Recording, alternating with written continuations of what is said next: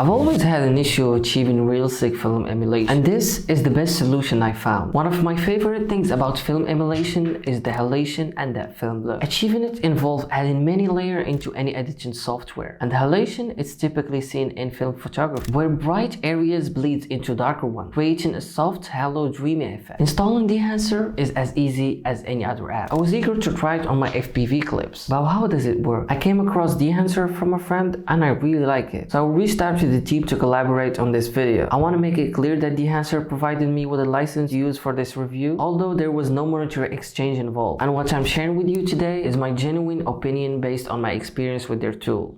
Here's an example of how Dehancer can take any normal shot and turn it into something truly special and have a film look. It's really cool to find all elements you need to create a cinematic and film look in one place, such as halation, film look, bloom, prints, etc. And halation is one of my favorites. After installing the plugin, it shows an effect as any other effect on Premiere Pro. Although Dehancer has a version for pretty much all the professional apps, Premiere Pro, After Effects, DaVinci, Final Cut, and they even have a mobile version, which is really cool and surprisingly has the same dial to be able to achieve the same effect as in the Premiere Pro version. It does help me take normal iPhone shots and make it into a cinematic video to post as an Instagram story. I'm starting with the footage of the A7 III, which was shot on HLG2 color space and some of it on Rec 709. Usually I'm not aiming to produce an over-top film effect, I'm just shooting for creating a film look and adding a bit of halation. As we can see here, there is a lot of film profile that Dehancer has. It has more than 63 film profile. My favorite film profile are the motion picture films, especially Vision 3500G, which is my go-to. So upon adding Dehancer effect, we can choose which camera, in my case, which is Sony A7 III. You can even find iPhone, Apple Film Log, and these profile always keep updated. The extensive library that Dehancer have with the film profiles and the film prints allow to create many looks by mixing them together. So it can be overwhelming at first, but after understanding some of the dials, it's really easy and pretty much straightforward. So let's try Dehancer on different type of videos and situations.